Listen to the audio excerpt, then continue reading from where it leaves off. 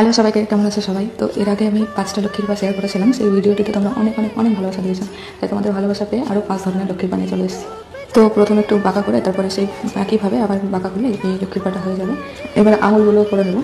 আঙুল করার পর তোমরা চাইলে এই পুরোটাকে ভরাট করে দিতে পারো, আবার চাইলে নাও করতে পারো। তো আমার মনে হলো যে ভরাট করলে বেশি ভালো হবে, তাই আমি আঙুলগুলো করার পর আবার পুরোটা ফিল করে দিলাম।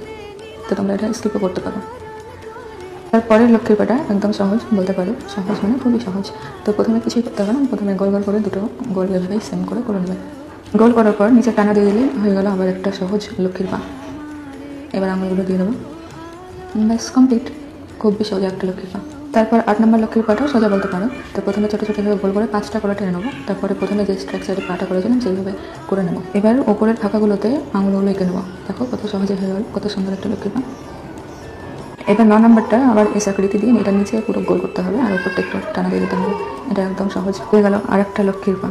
এবার 10 নম্বরটা একদম সোজা, শুধু গোল গোল করে, মানে ওপরটা গোল করবো, নিচটাও গোল করবো, কিন্তু একবারই টানা দেবো, ব্যাস হয়ে গেল আর একটা সোজা লক্ষ্মীর পা। এটা যারা নতুন আছে তাদের জন্য খুবই সোজা হবে। তো এবার আঙুলগুলো করে নেবো গোল গোল করে, কারণ গোল দিলে বেশি কিউট লাগবে দেখতে। তো চলো আজকের ভিডিওটা এখানে শেষ করছি। কেমন লাগলো অবশ্যই জানিও। টাটা, সবাই ভালো থাকবে।